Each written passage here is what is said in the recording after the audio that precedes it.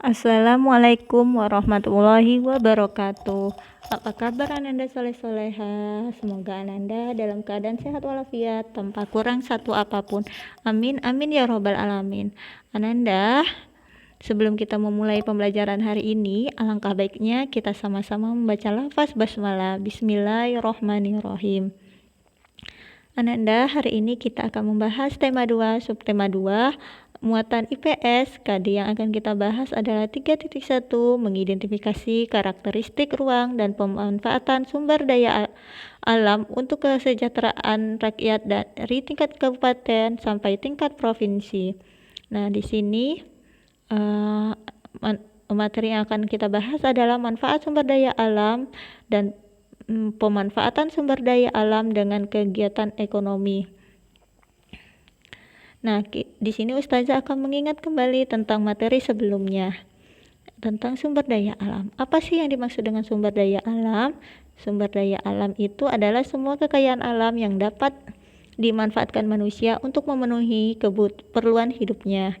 Nah, berdasarkan sifatnya, sumber daya alam dibagi menjadi dua. Yang pertama, sumber daya alam dapat diperbaharui. Yang kedua, sumber daya alam tidak dapat diperbaharui. Nanda, kita masuki materi hari ini adalah manfaat sumber daya alam.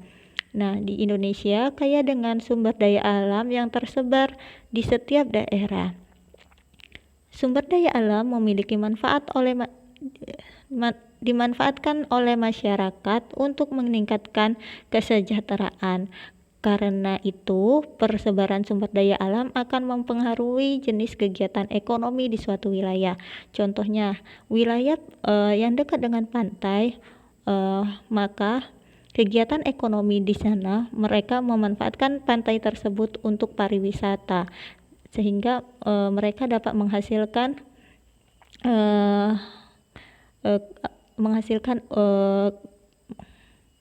uang untuk memenuhi kebutuhan hidupnya. Berikutnya, perhatikan tabel berikut ini. Nah, di sini ada jenis-jenis sumber daya alam dan pengertiannya, contoh dan manfaatnya. Yang pertama, sumber daya perkebunan. Sistem pengertiannya, sistem pertanian lahan kering berupa tegalan di lereng pegunungan dan dataran tinggi. Contohnya karet, kopi, teh, tembakau, kelapa, dan lain-lain. Manfaatnya memenuhi kebutuhan masyarakat itu sendiri dan perdagangan skala ekspor. Yang kedua, sumber daya peternakan. Nah, usaha memelihara hewan atau pemeliharaan ternak. Contohnya sapi, kerbau, domba, ayam, itik, dan lain-lain. Manfaat yang pertama, memenuhi kebutuhan pangan. Contohnya telur, daging, susu, itu biasanya digunakan untuk kebutuhan pangan manusia. Sedangkan manfaat yang kedua adalah kebutuhan tenaga atau energi. Contohnya tenaga kerbau. Nah, ini digunakan oleh petani untuk membajak sawah. Yang ketiga adalah sumber daya pertanian. Apa sih yang dimaksud dengan sumber daya pertanian? Ini segala sesuatu yang berhubungan dengan bercocok tanam. Contohnya padi, jagung, sagu, ubi kayu, kedelai, kacang tanah, kacang hijau, dan lain-lain, masih banyak lagi. Nah, manfaatnya adalah menghasilkan bahan pangan. Yang keempat, sumber daya perikanan. Merupakan usaha ditujukan untuk kegiatan menangkap, membudidayakan, dan mengolahnya baik darat maupun laut. Contohnya adalah ikan mas, ikan nila, ikan tongkol, udang, dan lain-lain. Nah, manfaatnya apa? Menghasilkan kebutuhan protein. Jadi memenuhi kebutuhan protein kita. Terus yang kelima adalah sumber daya pariwisata. Nah, merupakan kegiatan yang memanfaatkan keindahan alam, bisa berupa pegunungan, laut, lembah. Contohnya Ngarai Sianok, Puncak, pantai. Manfaatnya menghasilkan devisa bagi negara. Nah, sumber daya pertambangan, usaha yang itu pengertiannya adalah usaha yang mengembangkan berupa bahan galian mineral gas, contohnya minyak bumi, gas bumi, batu bara, emas, perak, dan lain-lain. Nah, manfaatnya apa? Memenuhi kebutuhan dalam negeri. Nih, selanjutnya, di setiap daerah memiliki sumber daya alam berbeda-beda. Hal ini disebabkan karena kondisi alam setiap daerah berbeda-beda antara daerah satu sama daerah lain. Contohnya di sini, Pulau Sumatera. Pulau Sumatera memiliki banyak pegunungan. Di sini, kegiatan ekonomi yang dilakukan masyarakat biasanya memanfaatkan sumber daya perkebunan. Mereka bercocok tanam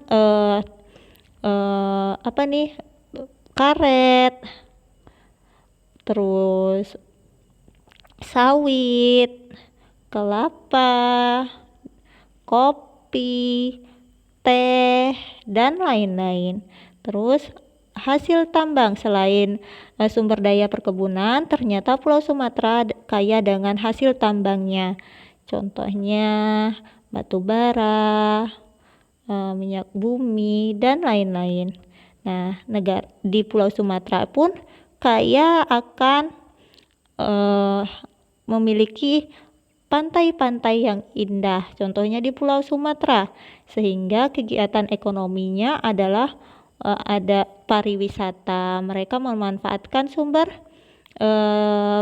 memanfaatkan pantai-pantai mereka yang indah tersebut untuk sumber kegiatan ekonomi mereka. Yang kedua contohnya adalah Pulau Jawa. Nah, Pulau Jawa ini memiliki pegunungan, dataran tinggi, dataran rendah, dan pantai. Nah, sumber daya yang digunakannya adalah mereka memanfaatkan karena dia memiliki pantai yang indah, jadi kegiatan ekonominya adalah pariwisata. Mereka menggunakan pantai-pantai mereka untuk pariwisata, pantai-pantai. Kemudian mereka memiliki dataran tinggi. Dataran tinggi berarti mereka membuka perkebunan, contohnya perkebunan teh. Nah, terus sumber daya perikanan. Nah, Pulau Jawa memiliki laut yang sangat luas dan lebar. Nah, jadi sumber dayanya adalah mereka memanfaatkan untuk sumber daya perikanan. Nah, Ananda, negara Indonesia merupakan salah satu negara yang kaya akan sumber daya alam. Sudah sepatutnya kita bersyukur atas semua itu. Sudah sepatutnya juga kita menjaga sumber daya alam yang kita miliki di negara ini. Demikianlah penjelasan yang dapat Ustazah sampaikan hari ini tentang manfaat sumber daya alam. Semoga Ananda memahami penjelasan dari Ustazah hari ini. Untuk tugas hari ini adalah buku tematik halaman 53. Lebih dan kurangnya Ustazah mohon maaf. Kita tutup dengan sama-sama membaca lafaz hamdalah, alhamdulillahirabbil alamin, dan doa kafaratul majelis, subhanakallahumma wa bihamdika asyhadu an la ilaha illa anta astaghfiruka wa atubu ilaik. Ustazah akhiri, wassalamualaikum warahmatullahi wabarakatuh.